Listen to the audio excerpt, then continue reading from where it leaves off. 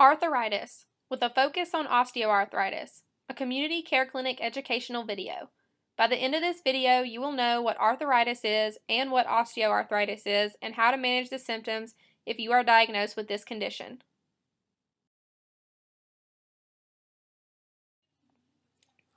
I bet you're wondering, what exactly is arthritis and what do I need to know about it? Arthritis is defined as joint inflammation, which means there is swelling within the joint.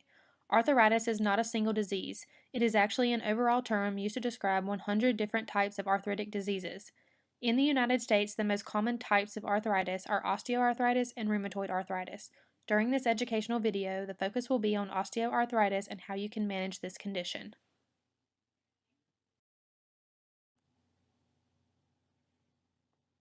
The signs and symptoms will be different depending on the type of arthritis you are diagnosed with. Here are the most common symptoms you might have if you are diagnosed with arthritis. You may feel tired throughout the day, have pain in your joints, have swelling within the joints, have stiff joints that are hard to move, or you might have less movement in one or more of your joints. Permanent joint changes can also happen in some cases of arthritis. Symptoms can carry on for a long amount of time, or they can come and go throughout any given day. If you are having other symptoms than listed here, be sure to tell your primary doctor so you can get the proper treatment. Now let's look at the joints that can be affected by arthritis.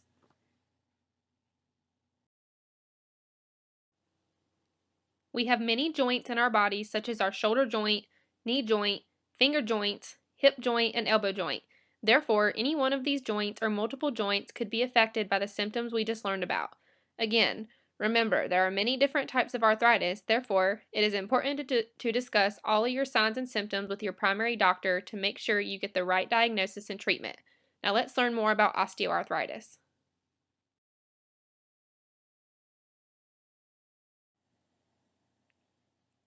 Now that you know what general arthritis is, let's learn about the most common type of arthritis, which is osteoarthritis. You might be wondering, can I get osteoarthritis? Who is affected by this disease? Osteoarthritis is the third leading cause of disability in the United States. As you age, your chances of getting osteoarthritis becomes more likely. There are also some risk factors that can increase your chances of getting osteoarthritis. Those include being overweight, simple aging, an injury to the joint, and overuse of the joint during work or daily activities.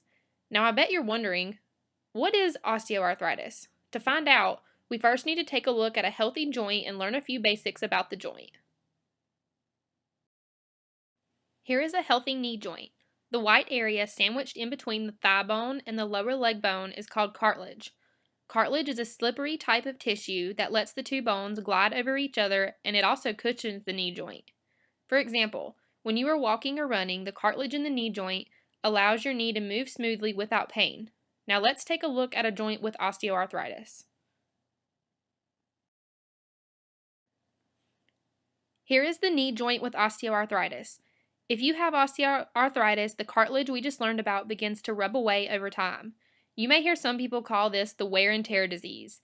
Anytime you're moving, you are putting wear and tear on your joints. We all have to move in order to complete our daily activities and things we enjoy doing. But over time, the cartilage rubs away, leaving the thigh bone and the lower leg bone rubbing together. The rubbing together of bone is what causes the feelings of pain. The red area in the picture is exposed bone, where the cartilage has rubbed away. In the next slide, let's talk about the symptoms and the trouble osteoarthritis can cause in our daily lives. Most of these signs are common among all types of arthritis.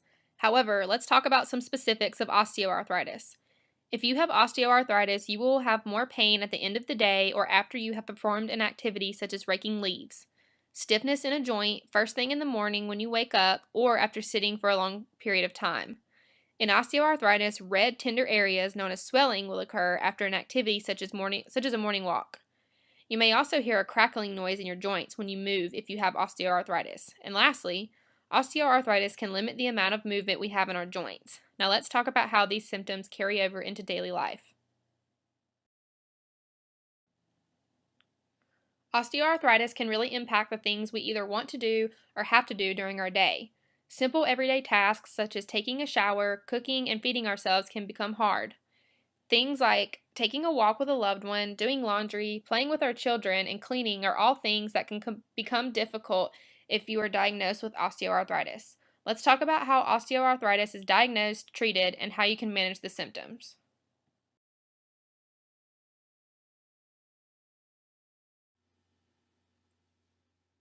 There is no single test that can say you have osteoarthritis. In order to diagnose OA, your primary doctor will start by talking to you about your health history. The doctor might ask you things such as how long your symptoms have been going on, details of how, when, and where the pain or symptoms began, location of any stiffness, and how the symptoms you've been having affect your daily activities. Then the doctor will do a physical exam to take a closer look at your joints and where you are feeling pain, tenderness, or swelling.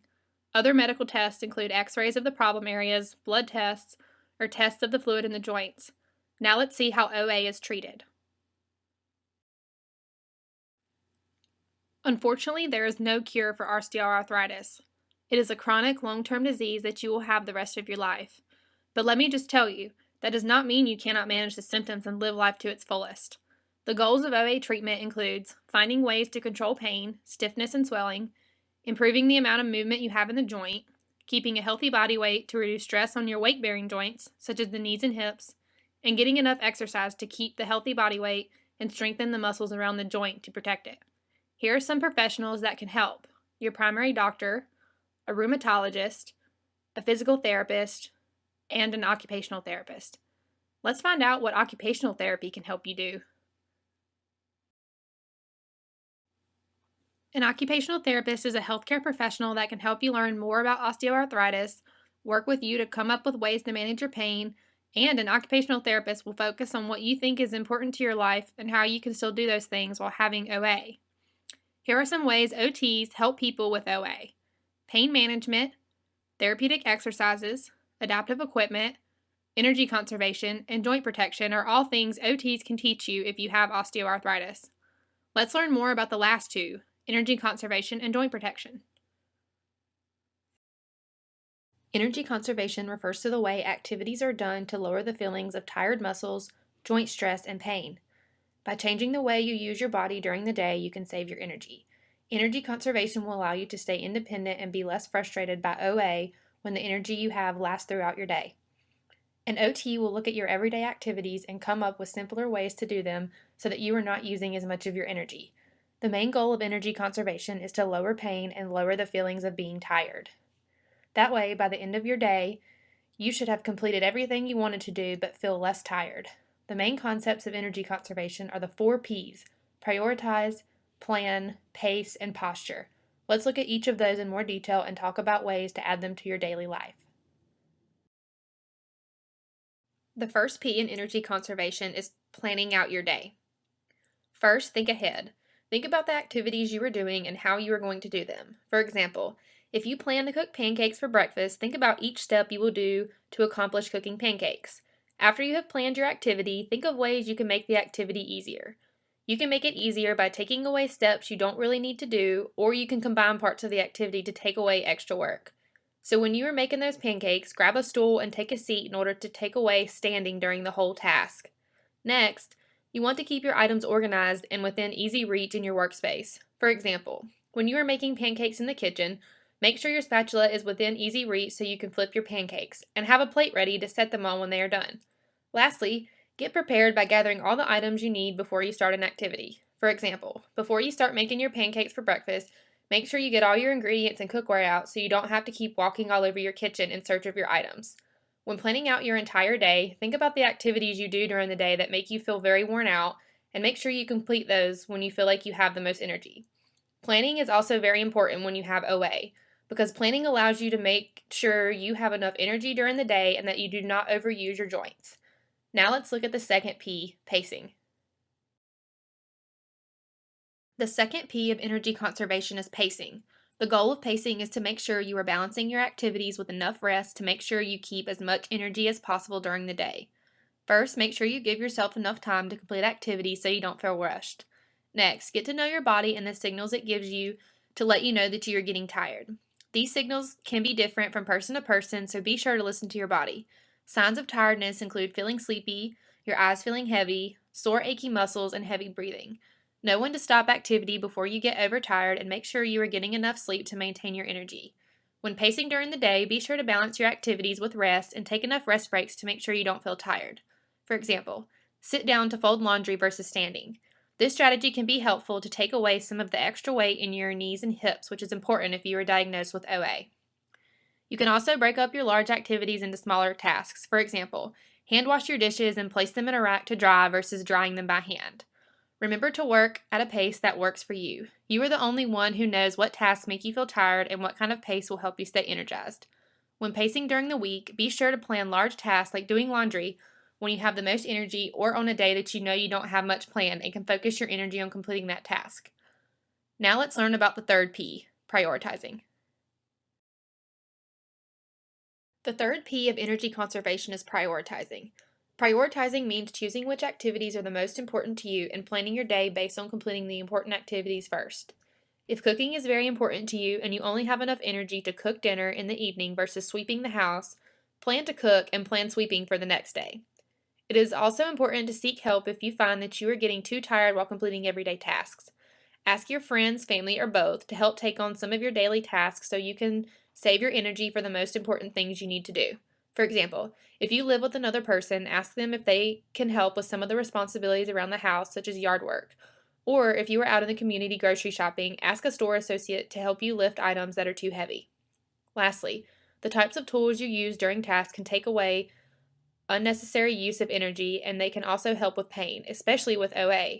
Your OT can help you pick out some adaptive equipment designed to help conserve energy and reduce pain-related symptoms of OA. Lightweight equipment and tools with large handles are very important to incorporate into your daily routine if you have been diagnosed with OA. Again, this equipment can be useful for one person with OA and not useful for another person diagnosed with OA. This is where the OT can help you find the tool that is best for you. Let's cover the last P of energy conservation, positioning. The last P of energy conservation is positioning. First, let's look at some strategies you can use to avoid positions that make you more tired. When possible, try and sit while you do an activity. For example, if you're cutting up vegetables to make vegetable soup, take a seat at the table while you do it. Try avoid bending over or reaching overhead. These movements require lots of energy and can be harmful to our joints if we don't do them correctly. Always use good posture during activities. Good posture includes keeping your back straight and your shoulders back. Also, when lifting items, remember to bend at your knees and use your legs to lift, not your back. Be sure to use slow, smooth movements when completing your activities instead of fast, uncontrollable movements. Next, let's look at some strategies you can use when handling objects. Try and slide heavy objects if you need to move them instead of lifting. Lifting heavy objects can put strain on the joints, especially in the hands, knees, and hips.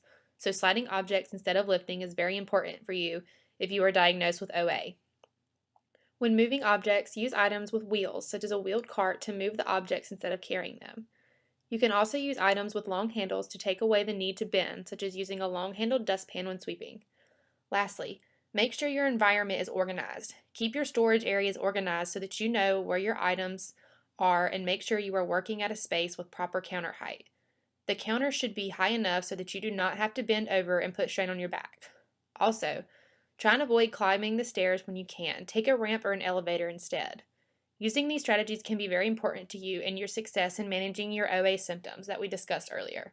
Now that we have learned the 4 P's of energy conservation, I bet you're wondering, how can I use these techniques during daily activities?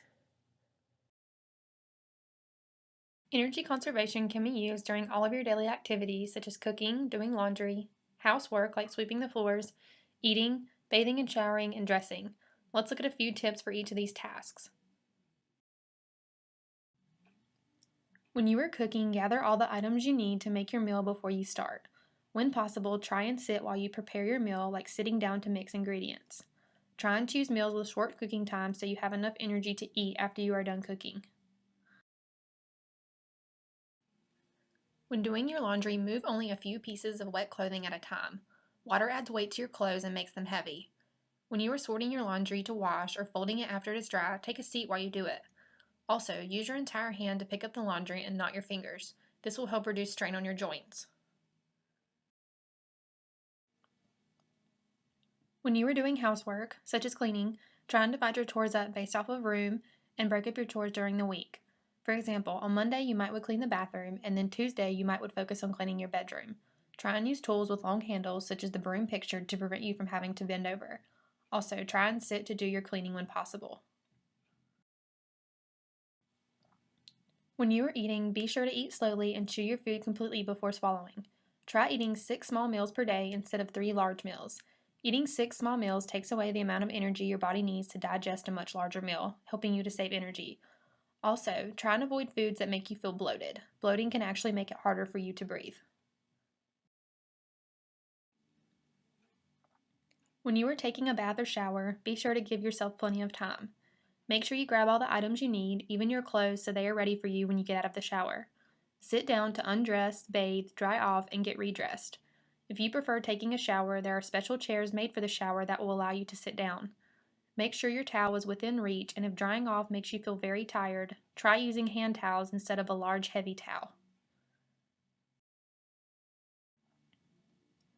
As mentioned before in other tasks, when you are getting dressed, gather all of your materials first and sit down to get dressed when you can. It is also helpful to wear easy to put on comfortable clothes. Lastly, avoid bending at your back while putting on your socks and shoes by propping your leg on your knee to reach your foot. Now that you got the basics of energy conservation, let's see how we can tie joint protection into what we just learned. Joint protection is a simple way to take away pain and discomfort in your joints if you are diagnosed with arthritis. It can be used to help protect further damage to your joints and help you manage your pain. When you are resting, you can use joint protection strategies to support the joint in a comfortable position.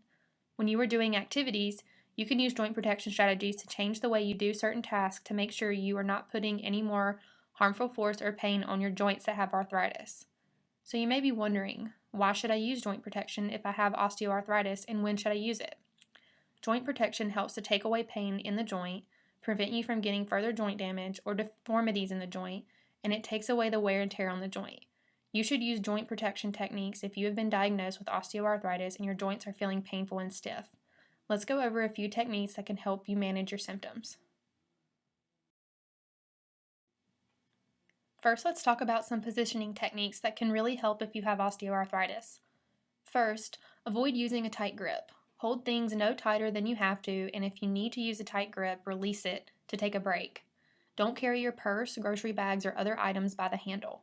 Use your forearm or place them on your shoulder for more support. Secondly, avoid putting pressure on the backs of your fingers. For example, when you are pushing up from a chair, use your palms and keep your fingers out straight. Here are 2 more positions that can help you manage your pain and stiffness if you have osteoarthritis. First, avoid pinching items between your thumb and your fingers. For example, if you are picking up your coffee mug, be sure and use the palm of your hand and not just your fingers. Next, avoid positions that cause your fingers to lean towards your little finger. For example, hold your toothbrush or your hairbrush straight across the handle with your palm. You always want your finger motions going in the direction of your thumb when possible. Here are a few more tips for using joint protection to help manage living with osteoarthritis. First, respect your pain. Know when to stop activities before you get to where you feel pain in your joints. Avoid or use these techniques to modify activities that you know cause your joints pain and make your osteoarthritis flare up. Always remember to balance rest and activity, such as taking breaks and sitting for tasks that take more than 10 minutes to complete. This tip should look familiar because we talked about it during energy conservation. Joint protection and energy conservation are similar strategies and they work well together. Using them together will help you be very successful in managing your osteoarthritis. Last but not least, remember to use your large muscles to do the work. For example, push doors open using your body weight instead of your hands and fingers. To wrap things up, let's talk about a few tips and tricks you can use to help prevent osteoarthritis. To finish up the video, here are some tips and tricks to prevent osteoarthritis. Maintaining a healthy weight is very important when it comes to preventing OA, as well as managing your symptoms if you already have it. Did you know that for every 1 pound of weight gained, almost 4 pounds of stress is added to your weight-bearing joints? Losing even just a few pounds can take away that extra stress and make those joints affected by OA less painful. By maintaining a healthy body weight, you can cut your risk of getting osteoarthritis in half. In order to maintain a healthy weight, you need to get moving. Did you know that physical exercise is one of the best treatments for OA? That's right. You don't need a gym to get moving either. If you can find about 30 minutes a day for 5 days out of the week to exercise, you will be doing your body and joints a favor. You can exercise by taking a walk, working in the garden, or even while you are cleaning your house. Exercising helps keep the joints healthy and helps strengthen the muscles around the joint that help support them. Exercising will also help you maintain that healthy weight we just mentioned. Remember to play it safe. Joints that have been recently injured or injured in the past are more likely to develop OA. Take extra care of those joints, and make sure you use the techniques we just mentioned, such as energy conservation and joint protection. Lastly, try and choose a healthy lifestyle. Try to start incorporating daily exercise into your schedule and start making healthy food choices. Also, make sure you're getting enough sleep at night so you have enough energy during your day. Choosing a healthy lifestyle will lower your chances of getting OA and will help control some of the risk factors such as being overweight.